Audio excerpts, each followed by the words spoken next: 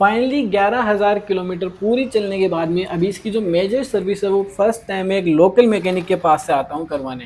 And बात करेंगे कि इस बार मैं एजेंसी के पास क्यों नहीं गया, क्योंकि मेरा एक्सपीरियंस वहाँ का पहले का कैसा रहा। एंड यहाँ भी देखो कुछ चीज़ें मुझे पता चली जिसकी वजह से मुझे काफ़ी बड़ा एक नुकसान है वो झेलना पड़ेगा। इतना बड़ा नुकसान कि मुझे इस स्कूटी पे, मतलब ये जो मेरा स्कूटर है, इस पर गैस वेल्डिंग करवानी पड़ेगी। और कुछ फ्री में जो स्क्रैचेज है वो आपको एक्टिवा जैसी स्कूटर पे हर बार हर सर्विस में देखने को मिलते हैं। तो सबसे पहली चीज़ की जाती है, यहाँ पे जो पुराना ऑयल है वो ड्रेन आउट किया जाता है। पूरा ऑयल ड्रेन आउट होने के बाद में ये भाई स्कूटर की कमर ऊपर करके इसका जो एयर फिल्टर है वो खोलने लग जाता है। क्योंकि देखो 11,000 चल चुकी है और इससे पहले मैंने कभी भी इसका जो एयर फिल्टर वो चेंज नहीं करवाया। बाकी जो एजेंसी है, जो लोकल मैकेनिक के वर्कर्स है, वो ये कहते हैं कि 15,000 तक एयर फिल्टर आराम से चल जाता है। पर मुझे इस बार उसे चेंज करवाना था, चाहे उसकी कंडीशन कैसी भी हो। बाकी ये जो दो कपड़े मैंने यहाँ पे लगा रखे हैं, ये दोनों मेरे ही कपड़े हैं, मैं घर से लेके आए हुए माइक्रो फाइबर क्लॉथ भी, और वो एक जो लोकल सा क्लॉथ आपको दिख रहा है। यहाँ पे लगाने का रीज़न ये है कि जब भी आप एक्टिवा जैसे स्कूटर की सर्विस करवाते हो तो फ्री में आपको कुछ स्क्रैचेस इसकी बॉडी पर देखने को मिलते हैं। एंड जो हमारा एयर फिल्टर वो पूरी तरह से यहाँ पे डेड हो चुका था, तो वर्कर्स ने खुद भी कह दिया कि भाई इसको यहाँ पे अभी चेंज ही करना पड़ेगा, कोई ऑप्शन ही नहीं है। तो मैंने कह दिया हाँ कर दो चेंज, क्योंकि मैं तो वैसे भी इसे चेंज करवाने वाला था। एंड जो नया एयर फिल्टर है उसकी कॉस्ट पड़ी मुझे 275 रुपीज़। उसके बाद में ये भाई अंदर से नया एयर फिल्टर लेके आता जो एक्टिवा 6G का ही ओरिजिनल था। तो अभी देख सकते हो दोनों में कितना ज़्यादा डिफरेंस है भाई, गधे और घोड़े जितना फ़र्क है यहाँ पर। ये एयर फिल्टर पूरी तरह से चोक हो गया था एंड पूरा ऑयली हो गया था, काफ़ी ज़्यादा ग्रीसी एंड इतना ज़्यादा हार्ड ये हो गया था। एंड जो नया एयर फिल्टर है देख सकते हो दोनों सेम है, कोई भी फ़र्क आपको कहीं भी नज़र नहीं आएगा। देखो एजेंसी का जो मेरा एक्सपीरियंस हो कुछ खास अच्छा नहीं था, पर यहाँ जब मैं लोकल मैकेनिक के पास आया तो कुछ चीज़ें मुझे यहाँ भी सही नहीं लगी। अब देखो जो एयर फिल्टर वाला जो चेंबर है उसे क्लीन करना था, तो ये भाई मेरे ही स्कूटर से जो पेट्रोल है वो निकाल के उसे क्लीन करने वाला था। लेकिन ये चीज़ एजेंसी में सही रहती है कि वहाँ पे अगर वो इस तरह की किसी भी चीज़ को अगर क्लीन करते हैं तो उनके पास खुद के पास पेट्रोल या डीजल रहता है। फिर मैंने सोचा चलो जान दो यार, चलो थोड़ा सा ही तो निकाल रहा, कोई दिक्कत नहीं है इससे। फिर इस निकाले गए पेट्रोल से ये भाई इस जो एयर फिल्टर का चेंबर है इसे अच्छे से क्लीन कर देता है।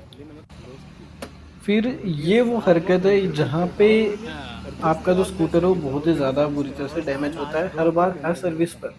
एंड चाह कर भी आप इसे नहीं बचा सकते। मैंने इनको बहुत बार कहा कि भाई थोड़ा ध्यान से करो, ध्यान से करो। एंड एट द एंड भाई ने अच्छे खासे स्क्रैचेस फिर भी यहाँ पे मार ही दिए, जबकि मैंने कपड़ा लगा रखा था। उसके बाद में अंदर ही एक लोहे की स्टिक है, यहीं इंजन के पास से ही हमेशा रखी हुई रहती है, तो उससे भाई इसको यहाँ पे होल्ड कर देता है इस पार्ट को। एंड फिर से जो पेट्रोल से भाई इसके अंदर वाले जो एयर फिल्टर का पार्ट है उसे भी क्लीन करता है। लास्ट में कपड़ा मार के भाई यहाँ पे ये जो एयर फिल्टर है फिट कर देता है। उसके बाद इसका ऊपर का कवर लगा के 1 बाय 1 सारे स्क्रू यहाँ पे टाइट कर देता है। अब ये जो इसका पार्ट है वापस से फिट करना था।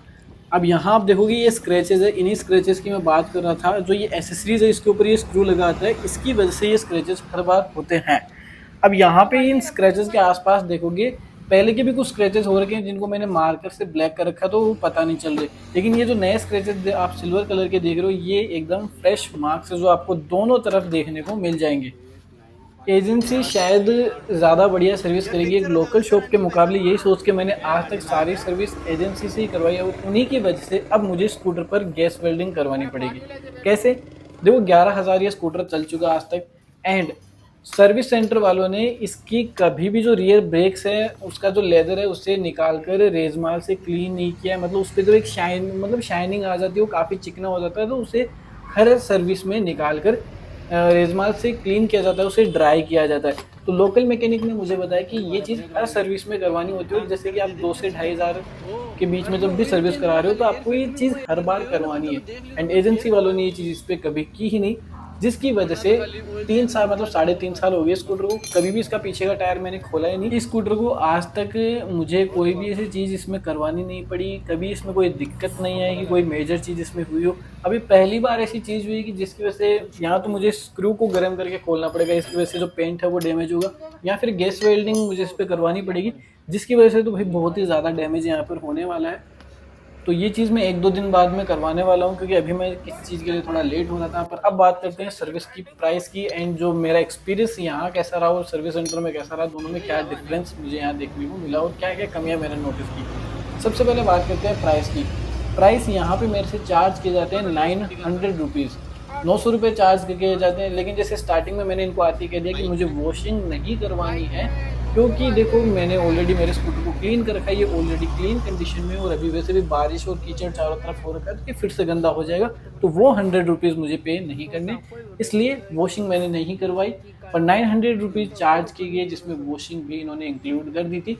वो चीज़ मैं वहाँ पे उतना ध्यान नहीं दे पाया, क्योंकि मेरा सारा ध्यान इस टायर के ऊपर था कि यहाँ पे मुझे गैस वेल्डिंग वगैरह करवानी पड़ेगी। तो 275 रुपये मैंने पे किए थे एयर फिल्टर के, बाकी ऑयल वगैरह के पैसे उसी में आ जाते हैं। देखो एक्सपीरियंस का ऐसा है कि कुछ चीज़ें यहाँ बढ़िया थी। भाई ने मुझे बताया कि हाँ भाई पीछे के टायर का ये काम भी होता है, जबकि मुझे आज तक ये चीज़ पता नहीं थी कि जो ब्रेक्स वगैरह वो क्लीन होते हैं। देन अब जो चीज़ें अच्छी नहीं लगी वो है, एक तो मेरे स्कूटर से ऑयल निकाल के ये लोग क्लीन कर रहे हैं, फिर मेरे से पैसे भी चार्ज कर रहे हैं।